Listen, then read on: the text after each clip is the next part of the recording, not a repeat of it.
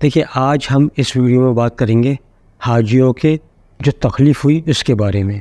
इसी वीडियो में हम बात करेंगे कि हज के पूरे प्रोसेस में कौन कौन सी मिनिस्ट्री, कौन कौन सी एजेंसी शामिल होती हैं, उनका क्या रोल होता है और वो इस बार कितनी फेल हुई। इसी वीडियो में हम बात करेंगे कि डिपोटेशन स्टाफ जो जाता है उसने अपनी ज़िम्मेदारी ठीक से निभाई या नहीं निभाई। इसी वीडियो में हम आगे बात करेंगे जो खादिमुल हुज्जाज इस बार गए थे उन्होंने अपनी ज़िम्मेदारी निभाई या नहीं निभाई। इसी वीडियो में हम बात करेंगे कि कौंसलेट जनरल ऑफ इंडिया का क्या रोल था, मौल्लिम का क्या रोल था, हज कमेटी का क्या रोल था और जो वॉलंटियर्स होते हैं, जो सीजनल स्टाफ हज कमेटी ऑफ इंडिया या कौंसलेट जनरल ऑफ इंडिया मिल के हायर करते हैं, उनकी क्या ज़िम्मेदारी थी, क्या उन्होंने अपनी ज़िम्मेदारियाँ पूरी की।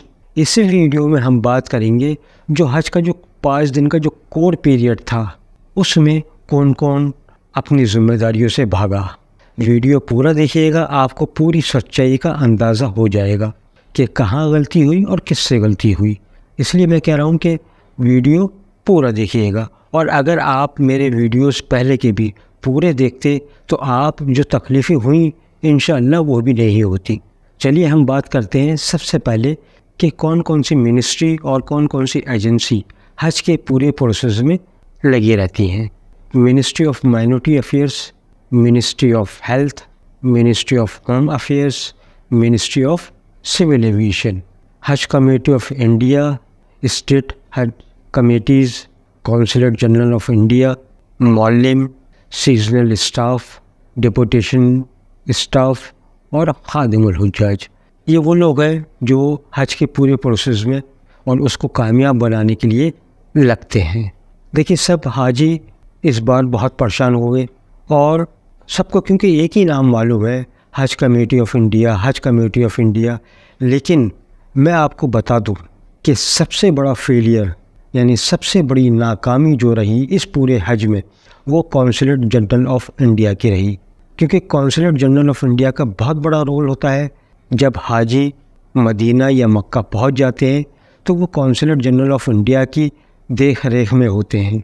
हमारे कौंसलेट जनरल को इस बार फ़ोटो खिंचाने से फुर्सत नहीं मिली, वाई लूटने से फुर्सत नहीं मिली, लेकिन ग्राउंड लेवल पर ज़मीनी सतह पर जो काम करना था वो उसमें नाकाम रहे।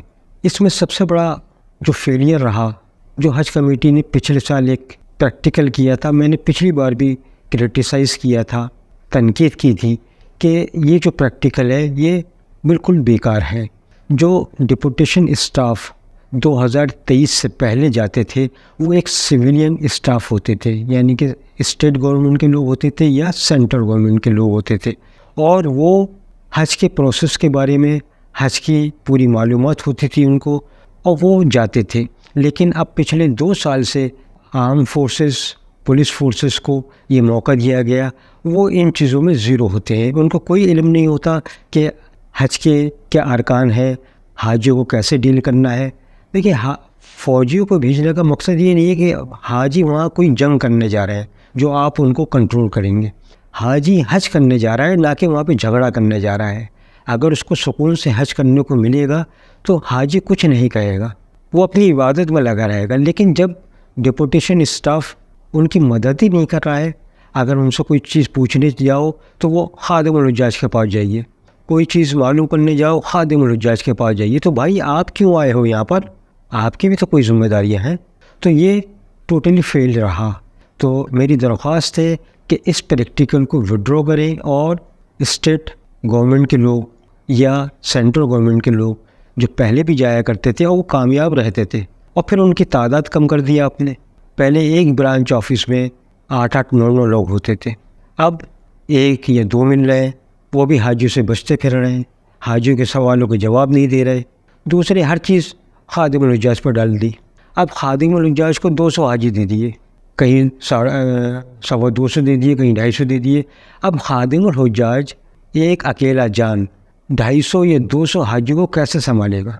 और उसके पास कोई पावर नहीं है, सब पावर डिपोटेशन स्टाफ के पास है। वो कोई डिसीजन नहीं ले सकता, बस वो हाजियों के बीच में डाल दिया, उसको पिसता रहे। उधर डिपोटेशन स्टाफ उसको नोच रहा है, उधर हाजी उसको नोच रहे हैं, वो बड़ा परेशान। वो भागता फिर रहा है, तो हर काम खादिमुल हुज्जाज पे छोड़ दिया। तो अगर 100 हाजी आप एक खादिमुल हुज्जाज को दें और वो खादिमुल हुज्जाज की लिस्ट उसको इंडिया में दे दें ताकि वो इंडिया में उन हाजियों से मिल सके, 15 दिन पहले आप उसको वो लिस्ट प्रोवाइड कर दी जाए कि आपको इन हाजियों को देखना है और वो उसी फ़्लाइट में जाएं जिसमें वो हाजी जा रहा है, तो वो वेल अवेयर हो जाएंगे उन हाजियों से और हाजी भी अच्छी तरीके से अपने खादिमुल हुज्जाज को पहचान लेंगे, तो बड़ा मसला हल हो जाएगा, हाजियों को तकलीफ़ नहीं होगी। ये मेरा मशवरा है ज़िम्मेदारान के लिए, प्लीज़ इस पर गौर कीजिए और डिपोटेशन स्टाफ भी बढ़ाइए और खादिमुल हुज्जाज भी बढ़ाइए। अब कौंसलेट जनरल ऑफ इंडिया की क्या जिम्मेदारी होती हैं? बिल्डिंग के सिलेक्शन में वो साथ रहते हैं, बसेस का जो टेंडर होता है उसमें वो साथ रहते हैं, मॉडलिंग से जो ठेका दिया जाता है उसमें वो सबसे आगे होते हैं, जो सीजनल स्टाफ वहाँ पर हायर किया जाता है उसको वो सेलेक्ट करते हैं।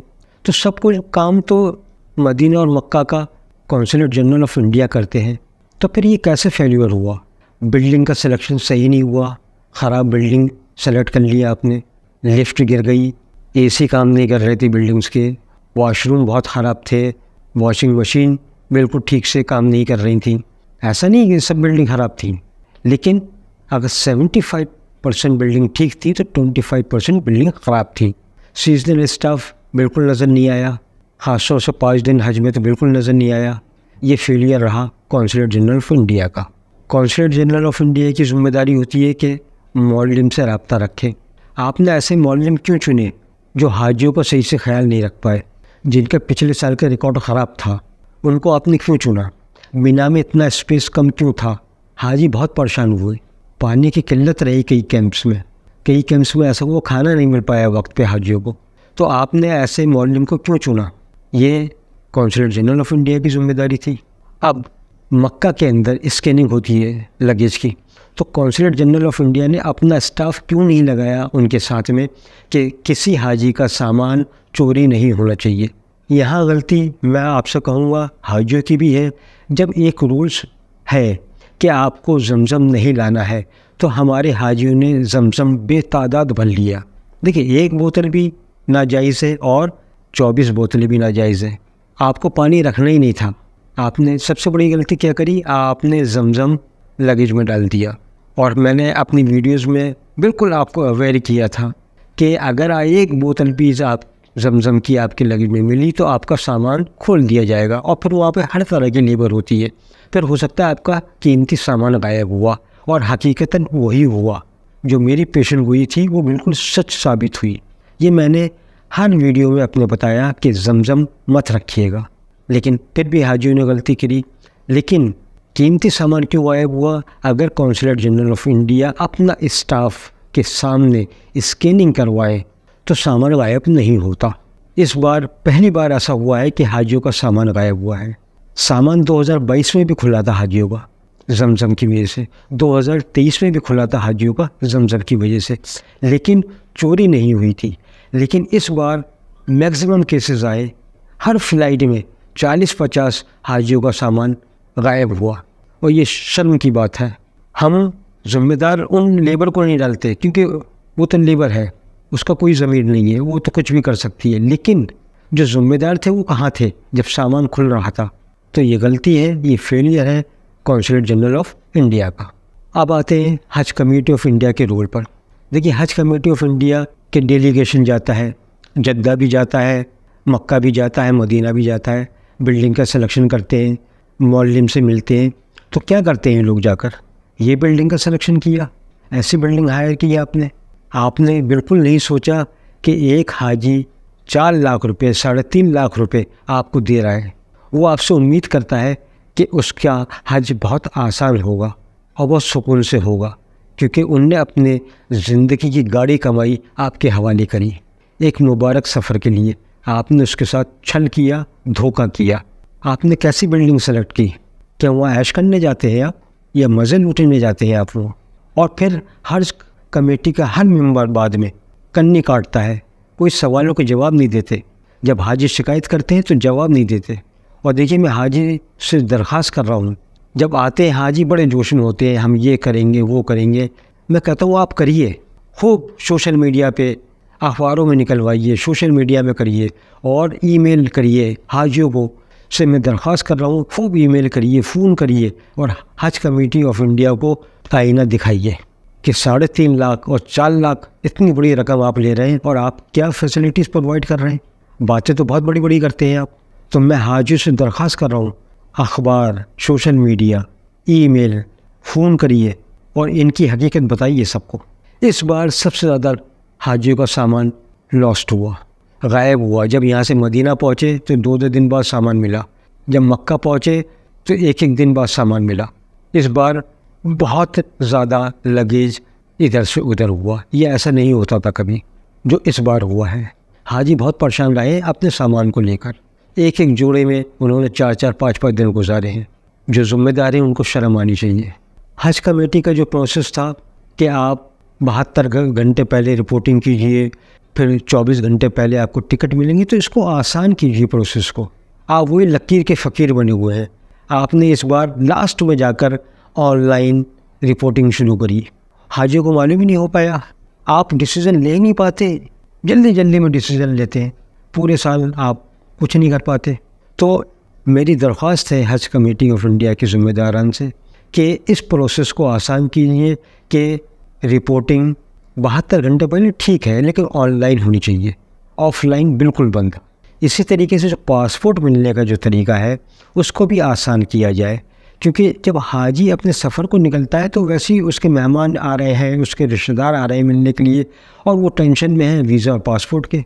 तो मेरी दरख्वास्त है कि जहां आप 72 घंटे पहले आप रिपोर्टिंग करवा रहे हैं उसको आप 96 घंटे पहले करवा दीजिए, 72 घंटे पहले आप पासपोर्ट और वीज़ा दे दीजिए उसको, ताकि हाजी सुकून में आ जाए और आइंदा आने वाले साल में ऐसे मौलम का सिलेक्शन करें जिनका रिकॉर्ड अच्छा हो और उन पर नज़र रखी जाए।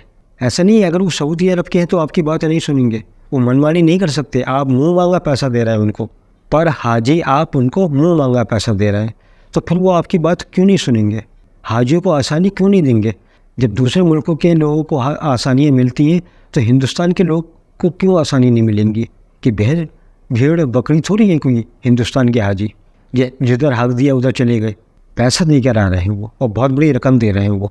ये तो ही जो ज़िम्मेदार हैं उनकी कमियाँ। अब बात करते हैं हमारे हाजियों की कमी की। देखिए हमारे हाजियों ने भी सब्र नहीं किया। देखिए जो मेन चीज़ थी मैंने आपको जिक्र किया, लेकिन गलती हमारे हाजियों की भी है। जो गाइडलाइंस बताई गई थी हाजियों ने उसको फॉलो नहीं किया, अपनी मर्ज़ी चलाई और फिर नुकसान हुआ। मनमानी नहीं करनी थी हाजियों को, जो मॉडलिंग के लोग कह रहे थे उनको करना था। देखिए सबसे बड़ी शिकायत ये है कि डाइवर्जन हुआ, जब जमरात पे कंकड़ी मार के वापस आए तो बहुत लंबा घुमाया गया। तो देखिए ये पहली बार नहीं हुआ, 2012 से मैं देख रहा हूँ कि डाइवर्जन होता है भीड़ को डाइवर्ट करने के लिए, वो आपकी सेफ्टी के लिए होता है, ना कि आपको परेशान करने के लिए। इसलिए मैंने एक वीडियो बनाई थी कि हाजी जब खो जाए तो कैसे मिले, मीना में, अराफात में, हरम में, मदीना में। मैंने पूरी एक वीडियो बनाई थी। मसला क्या है, आप लोग ओवर कॉन्फिडेंस में आके उन वीडियोस को देखते नहीं हैं। मोहल्ले के किसी हाजी ने बता दिया कि ऐसे ऐसे, आप उस पर यकीन कर लेते हैं। लेकिन एक जो तजर्बेकार आदमी है जो आपसे इल्तिजा कर रहा है कि आप वीडियोस देखिए, वो आपके फ़ायदे के लिए है, लेकिन आप उनको नहीं देखते। ये वीडियोस बहुत काम की थी। अगर आप उन वीडियोस को फॉलो करते और एक एक वीडियो को देखते तो ये जो परेशानी हुई ये इंशाल्लाह नहीं होती, क्योंकि मैंने सब कुछ बताया था कि डाइवर्जन कैसे होता है और आपको वापस अपने मीना कैंप में कैसे आना है।